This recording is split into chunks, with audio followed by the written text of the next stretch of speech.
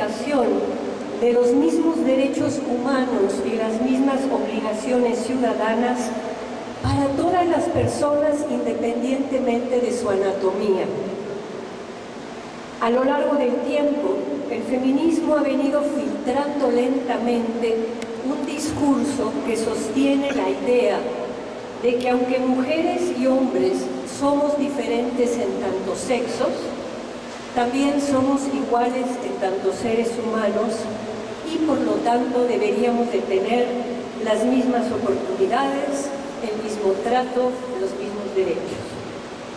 Y no obstante ya circula en el discurso social esta concepción igualitaria, todavía falta mucho por conseguir, pues amplios sectores de nuestro país carecen no solo de los recursos materiales y necesarios para una vida digna, sino también carecen de conocimiento sobre las formas, algunas abiertas y otras subrepticias, en que los mandatos de género troquelan nuestra subjetividad y condicionan nuestras aspiraciones y conductas. Uno de los méritos indudables del feminismo ha sido el de investigar y estudiar, el género, o sea, género entendido como ese conjunto de creencias sobre lo propio de los hombres y lo propio de las mujeres. Dichas creencias se vuelven mandatos que los seres humanos internalizan. El mandato cultural de la feminidad hace de las hembras humanas que se conviertan en mujeres, y el mandato cultural de la masculinidad convierte a los machos biológicos en hombres. Estos mandatos de género son parte de los hábitos, de esos esquemas de percepción y acción que, según Pierre Bourdieu, internalizamos con la crianza, el lenguaje y las prácticas cotidianas. Esos mandatos producen y permiten que se sigan reproduciendo las aspiraciones y conductas que generan sexismo, o sea, discriminación en función del sexo. Y justamente afectan no solo a las mujeres, también a los hombres. Estos mandatos de lo propio de los hombres y lo propio de las mujeres conectan las dimensiones psicosexuales de la identidad al amplio rango de los imperativos sociopolíticos y económicos. El feminismo ha reflexionado sobre el conflicto nodal de cómo los mandatos de la masculinidad y de la feminidad configuran y sustentan el desequilibrio de poder entre mujeres y hombres y, por tanto, cómo dichos mandatos respaldan la desigualdad social. Y es evidente que hoy en día todavía hay una amplia brecha entre mujeres y hombres en el acceso a los recursos y a las oportunidades, y también la hay en las diferentes violencias que sobrellevan unas y otros. Y esto es un hecho, digamos, de todo el mundo lo sabe, que la profunda crisis civilizatoria provocada por la voracidad del capitalismo neoliberal ha propiciado, además de brutales cambios económicos, una afectación a valores, a identidades, a estructuras de vida, a formas de sociabilidad y de afecto. Estas transformaciones impactan especialmente a la subjetividad, si entendemos como subjetividad tanto la personalidad individual y sus procesos psíquicos, como el conjunto de pautas socioculturales que se ven en la sociabilidad cotidiana y los arreglos afectivos. Y estas transformaciones nos han preocupado a las feministas y nos han impulsado a estudiar, a investigar y a teorizar. En los inicios de la segunda ola del feminismo, que es en la que yo entré y participé a principios de la década de los años 70, una de nuestras principales inquietudes era la relación entre lo público y lo privado. Cuestionábamos que se concibe a la vida dividida en dos ámbitos con lógicas de interacción distintas. y eso hace que no se discutan públicamente relaciones de poder presentes en el hogar y hasta en la cama. Lo personal es político, decíamos, y esta segunda ola amplió con esta mirada de lo personal es político el horizonte de lo que se consideraba político y incluyó el espacio de lo doméstico, la doble moral sexual, y así insistió en que la participación plena como ciudadanas y ciudadanos requería resolver un conjunto de problemas que se derivan de la responsabilidad sobre la familia y del cuidado en el espacio doméstico. La desigualdad que todavía hoy provoca esta responsabilidad diferenciada tiene que ser debatida políticamente y atendida por el Estado vía políticas públicas. Así, para que la democracia sea real, el requisito básico reside en un ejercicio igualitario de las libertades y obligaciones humanas, tanto en lo público como en lo privado.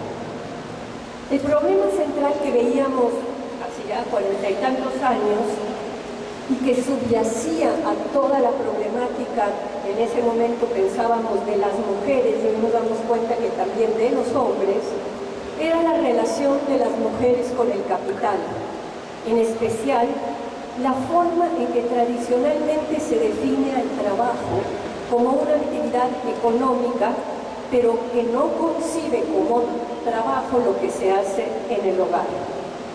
Luego el pensamiento feminista avanzó y planteó que la explotación y el sometimiento de los trabajadores se articulan con cuestiones simbólicas como las creencias compartidas de la masculinidad y la feminidad. Desde entonces, se ha profundizado en la discusión sobre esta división sexual del trabajo y su relación con el modelo socioeconómico, y se ha logrado ver la forma en que los mandatos culturales de la feminidad y la masculinidad estructuran y validan las relaciones desiguales entre los hombres y las mujeres de manera absolutamente funcional para la marcha de la economía actual. Estas creencias sobre lo propio de las mujeres y lo propio de los hombres atraviesan y marcan el terreno sobre el que ocurren los fenómenos económicos y alimentan las condiciones de posibilidad de los mismos. Hoy, pese a la mala fama del feminismo, sus investigaciones, estudios y teorías han ganado legitimidad. Y cambiar lo que nos duele de este sistema social implica, entre otras cosas, desarrollar nuevas formas de relación. Y eso solamente se puede dar si cuestionamos los esquemas arraigados en nuestras mentalidades y transformamos la forma en cómo percibimos y tratamos a las demás personas. Hay mucho por hacer en México, pero una tarea principalísima es la de revisar estos mandatos culturales que hemos internalizado. Como feminista que soy, voy a centrar mi intervención en el sexismo, no porque no exista el racismo, el clasismo, la homofobia, la transfobia, la intolerancia religiosa, muchísimas otras formas de discriminación. Pero aparte de reconocer esa potencia negativa que tienen muchas otras formas de discriminación, pienso que aunque las desigualdades de clase social, de pertenencia étnica, de edad, de religión, establecen diferencias muy variadas entre las mujeres y los hombres, o sea, no vive igual una joven universitaria urbana que un campesino indígena anciano. Sin embargo, la mayor brecha que se encuentra entre personas del mismo nivel es la brecha entre mujeres y hombres, y esta brecha se encuentra en el campo del trabajo.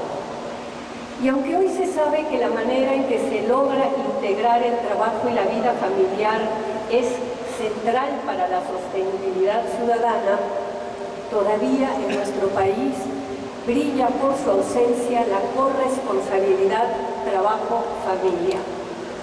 Y aunque existe una variedad de modos de vida y de trabajo entre los distintos tipos de familias en nuestro país, hay una constante, que es esta división sexual del trabajo, que sigue estructurando las responsabilidades diciendo que el trabajo de cuidado está principalmente a cargo de las mujeres y el trabajo de provisión, gobierno y defensa está principalmente a cargo de los hombres.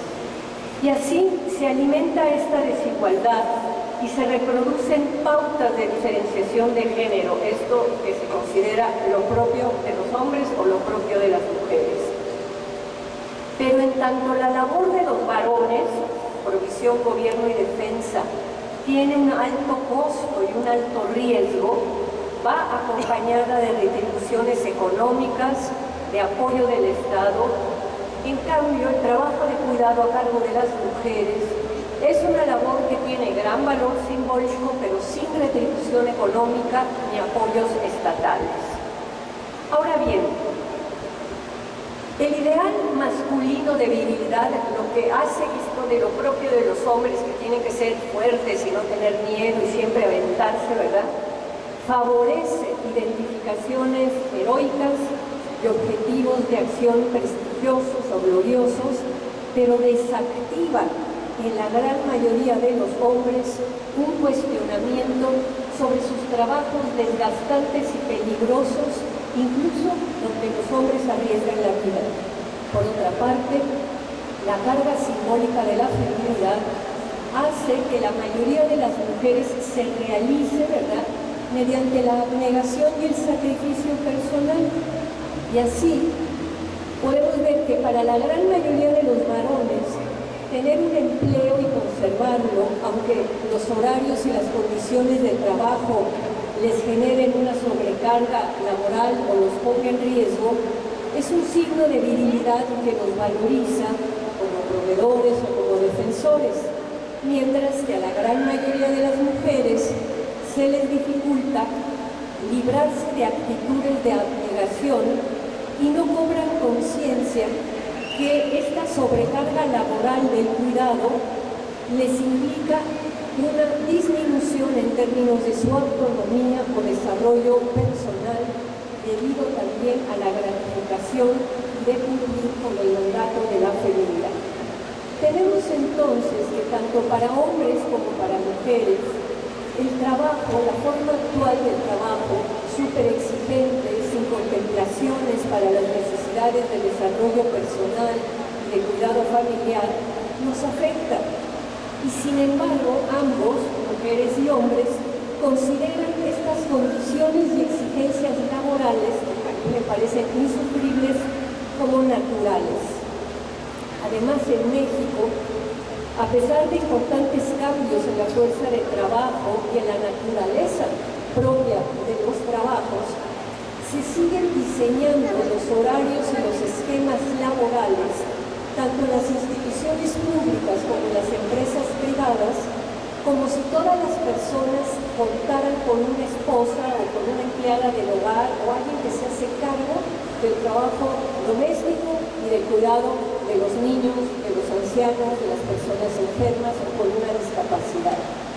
Las instituciones, las públicas y las privadas, no ofrecen suficientes servicios de guarderías de calidad y casi no existe el modelo de centros de atención de día para personas ancianas o con alguna discapacidad. Las escuelas públicas tienen horarios incompatibles con los horarios laborales y a esta situación en el mundo del trabajo se suma el desempleo, la precarización de los salarios, la ausencia de una amplia y efectiva seguridad social, la reducción en las pensiones, todo lo cual incrementa la desigualdad y agudiza la pobreza. Y a mí lo que más me sorprende es que en nuestro país no hay movilizaciones de la ciudadanía, porque las propias personas que se padecen esta situación creen que lo natural es que las mujeres se ocupen en la casa de las criaturas, de las personas enfermas y ancianas, y que lo natural es que los hombres se hagan cargo de la defensa y del gobierno. Precisamente esta división del trabajo es la que alimenta la sobrerepresentación de los hombres en los espacios de poder político y económico. Entre los frutos de su perseverante batalla, el feminismo ha ido convirtiendo el tema de la conciliación trabajo-familia en una demanda generalizada que ha sido retomada en el mundo por gobiernos socialdemócratas, progresistas, de izquierda, además de por la Organización Internacional del Trabajo y el Programa de Naciones Unidas para el Desarrollo. Sin embargo, esta propuesta feminista todavía no ha logrado en México posicionarse dentro de la agenda política de nuestros variados partidos. Por ello, un desafío es el de conceptualizar sistemas de cuidado humano no solo como una necesidad de las personas en lo individual, sino como recursos imprescindibles para la salud del conjunto social. Y esta dificultad de la conciliación trabajo-familia, que es una forma muy específica de la desigualdad social, a veces se formula como la guerra de los sexos, ¿no? Hay una psicoanalista francesa que se llama Isabelle Badinter, que dice que es posible, cita, que con ayuda del individualismo las relaciones entre hombres y mujeres se hayan deteriorado. No solo no se resolvió la disputa, sino que se complicó, porque los dos sexos se colocan en víctimas uno del otro. Cierro la cita. Sí, lamentablemente hoy también los varones se sienten víctimas y muchas veces con razón. Y justamente un punto central de la disputa es esta conciliación trabajo-familia, que en el fondo es el gran tema de la conciliación de las mujeres y los hombres. Si no se concilia la vida familiar y la vida laboral pública, no se van a conciliar los hombres y las mujeres. Y si los hombres y las mujeres no se concilian, la vida cotidiana se vuelve un campo de batalla.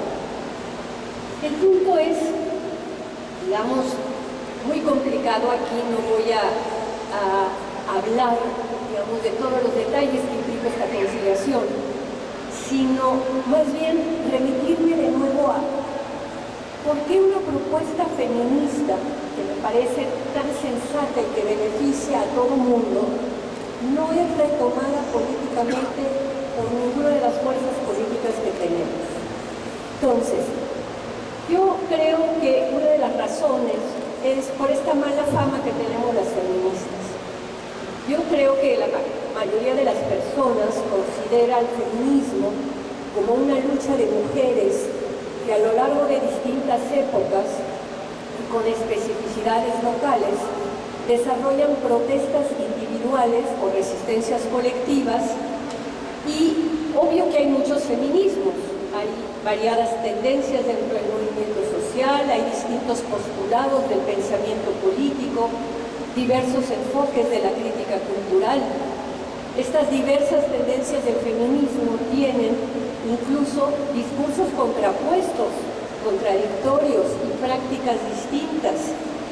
Y yo creo que una de las razones por las que el feminismo tiene mala fama es una vertiente del feminismo que se llama mujerismo, o sea, es la creencia en que existe una esencia en las mujeres distinta de la de los hombres y que esta esencia es mejor que la esencia de los hombres.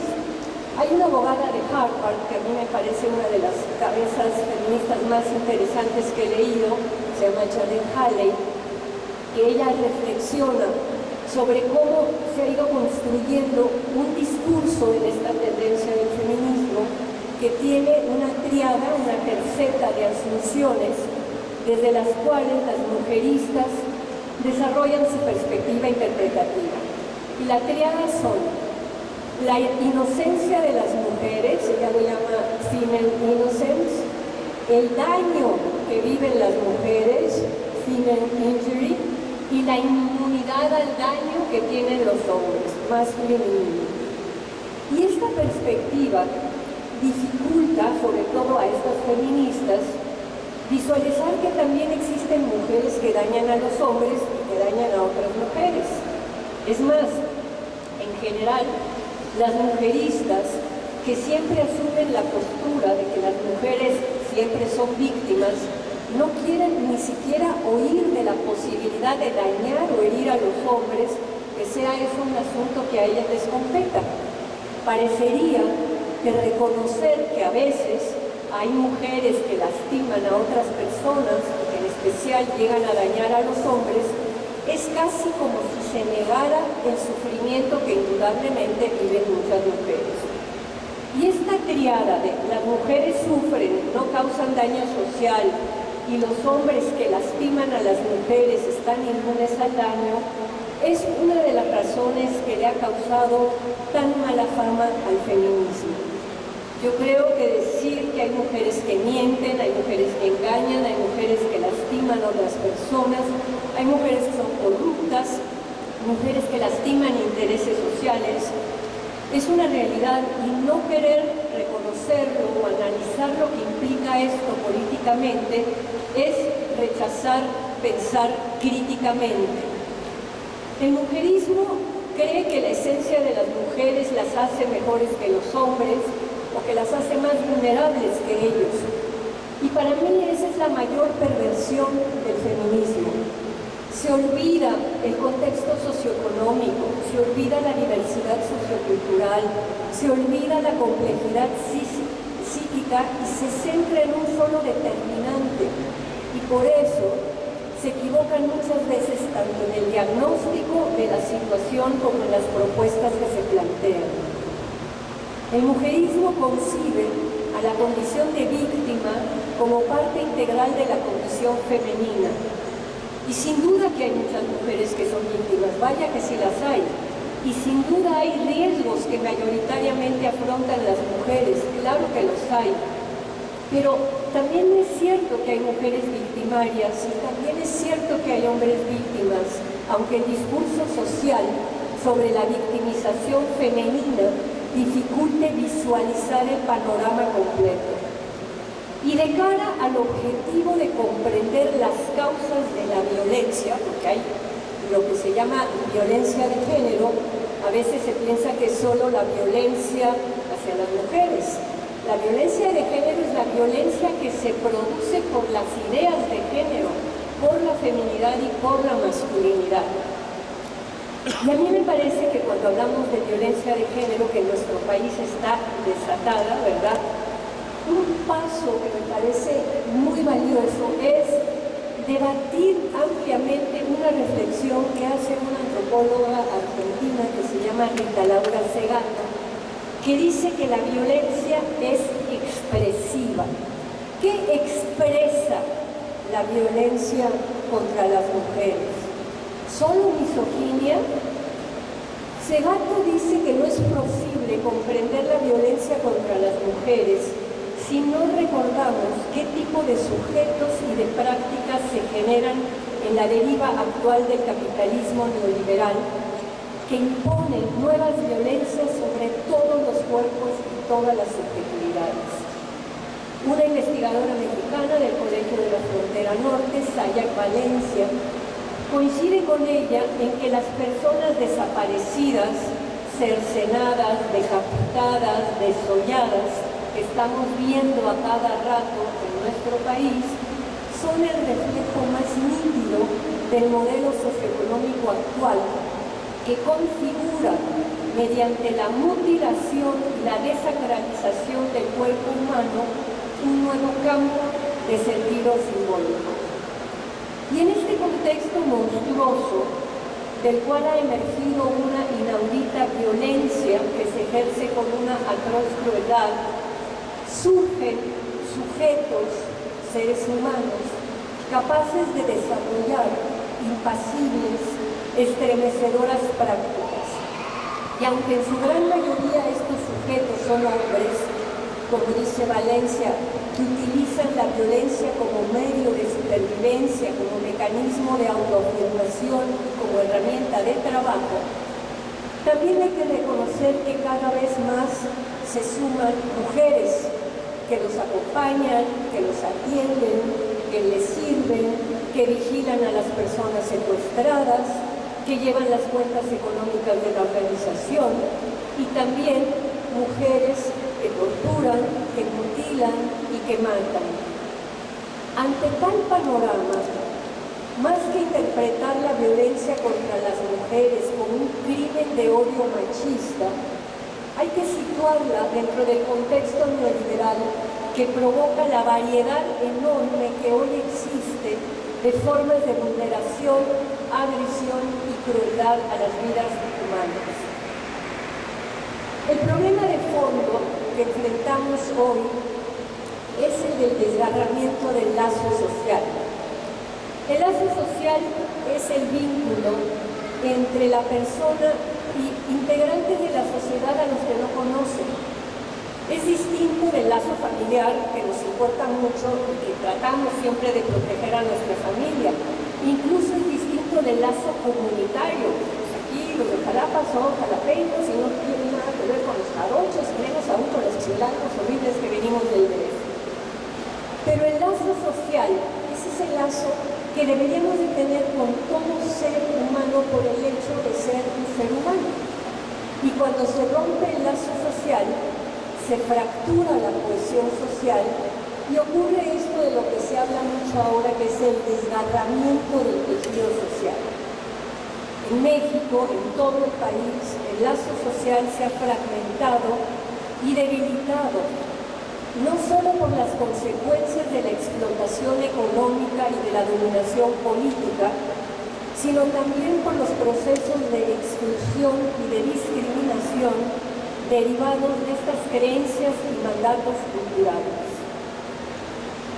Podremos en México desarrollar intervenciones políticas, culturales, legales, que habiliten una producción distinta de las subjetividades femeninas y masculinas.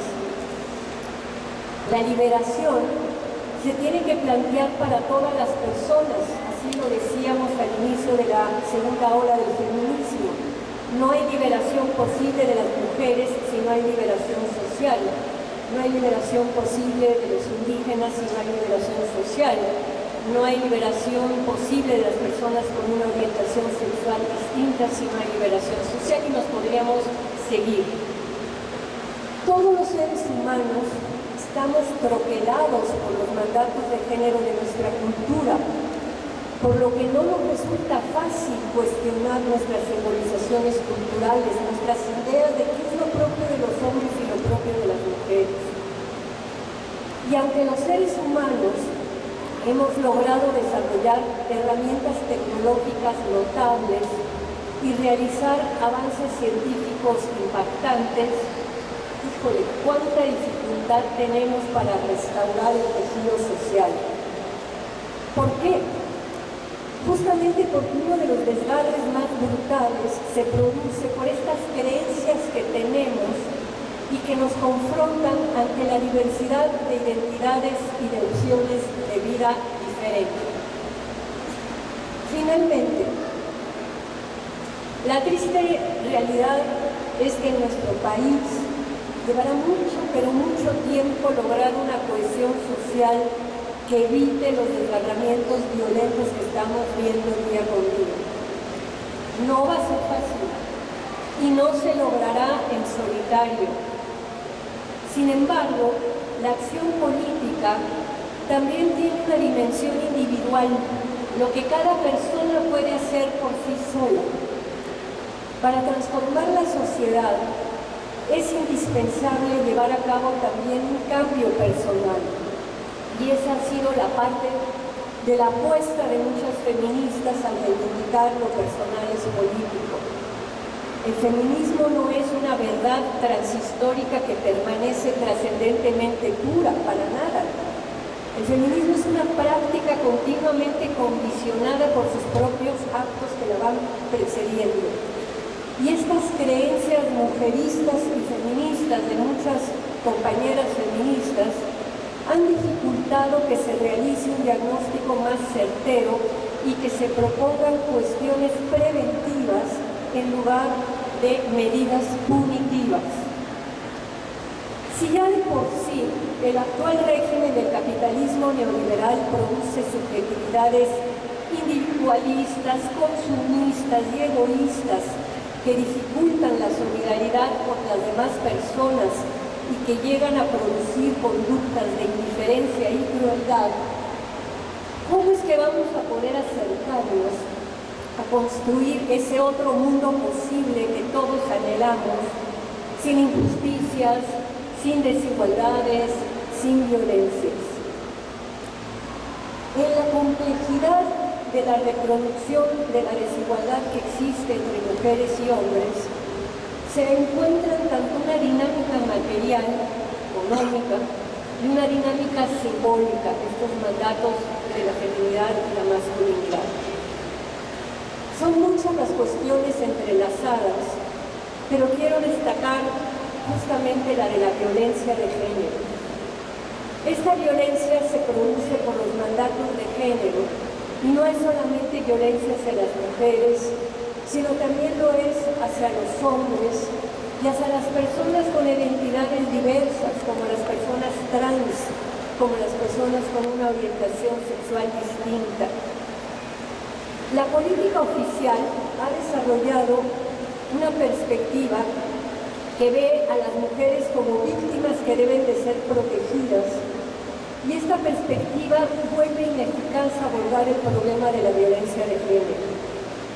Además, cuando vemos los feminicidios que siguen ocurriendo, pero pensamos que ese es el gran problema, no estamos viendo las otras muertes.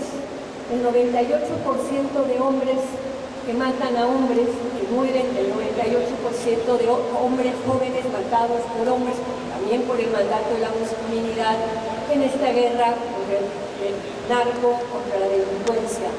Soldados, policías, sicarios.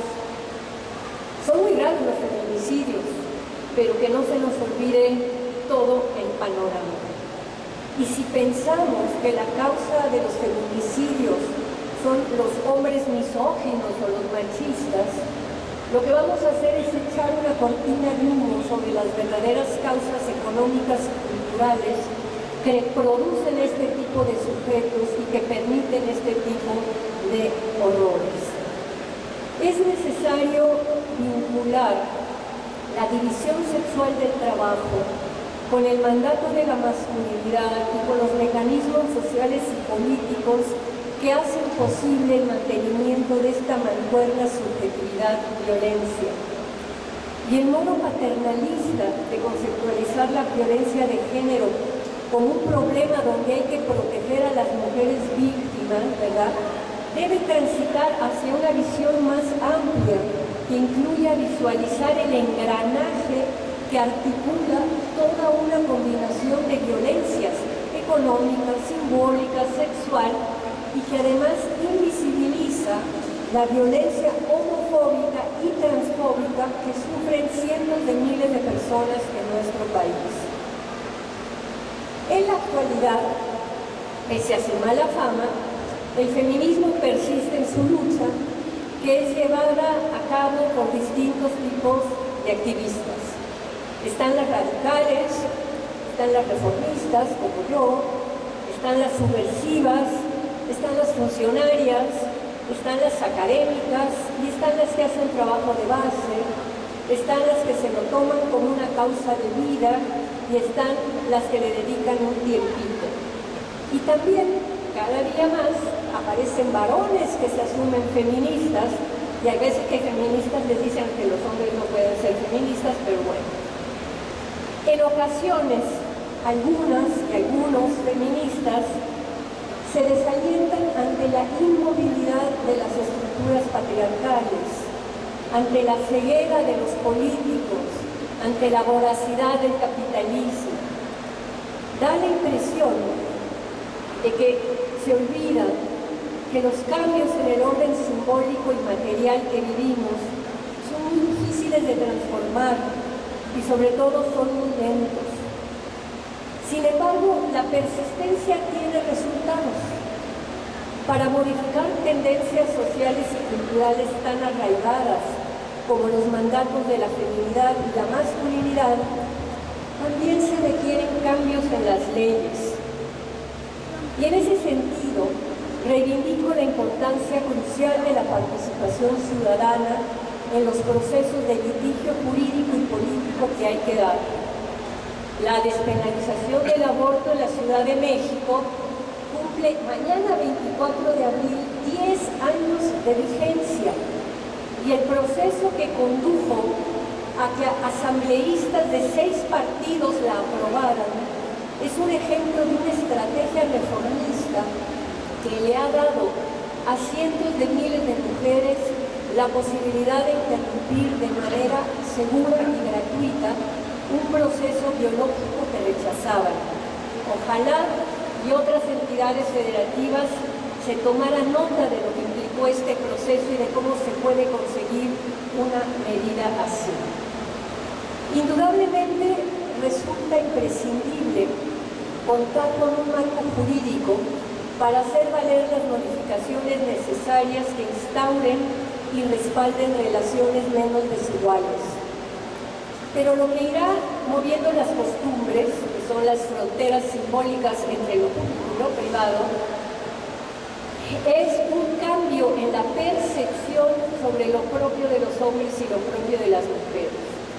Esta transformación ya está en curso, pero debe apuntalarse con un discurso público y con intervenciones culturales, así como con un continuo y decidido trabajo académico de investigación, reflexión y difusión. En la medida en que los integrantes de nuestra sociedad reflexionen sobre sí mismos a partir de herramientas conceptuales y de información rigurosa, podrán exigir y exigirse a sí mismos el cambio de arcaicos usos y costumbres, entre los que destaco la división sexual del trabajo. La corresponsabilización de la vida familiar y la laboral se perfila como una buena palanca para empezar a transformar el sistema. Pero si la racionalidad instrumental que persiste en los usos y costumbres actuales no es eliminada, entonces la política seguirá reducida a un fin en sí misma, dejando de lado que lo central es la eliminación de las desigualdades que provocan vulnerabilidad y dolor. Construir relaciones solidarias requiere acabar con las lógicas de la indiferencia y de la crueldad, y requiere transformar la manera en que nos concebimos y concebimos a las demás personas. Recomponer el lazo social implica ir más allá del lazo familiar y del lazo comunitario y del lazo nacional. Implica preocuparnos en serio por los otros, por las personas que no conocemos, por los extranjeros, por las y los migrantes, por las personas diferentes, con identidades distintas, con sexualidades distintas, con otra religión o sin religión, por todos los raros y las raras. El conocimiento sobre los mandatos de género ha puesto en marcha una revolución conceptual sobre las formas en que los seres humanos nos concebimos a nosotros mismos y cómo formamos lazos y relaciones con los demás. Las universidades de nuestro país deben promover y difundir este conocimiento, pues sirve para reestructurar nuestras formas de vida menos desigual y dolorosamente. Un desafío indudable para las personas que se consideran feministas en este siglo XXI reside en cómo impulsar procesos de toma de conciencia de estos mandatos de género que logren poner al trabajo, el trabajo de cuidado, también al trabajo asalariado, donde sigue habiendo muchísima explotación, en el centro de la agenda política. Para ello requerimos luchar por espacios de debate público donde exponer nuestras propuestas, Y en ese sentido agradezco de nuevo a la Universidad Veracruzana la oportunidad de ser escuchada por todos ustedes. Por último, quiero cerrar mi intervención con un deseo que expresó Wisława Szymborska hace años, una poeta polaca, y que para mí contiene el mayor desafío que tenemos las feministas y los feministas de hoy. Esta poeta, Wisława Szymborska, dijo: sueño con el momento en que las feministas no seamos necesarias. Muchas gracias.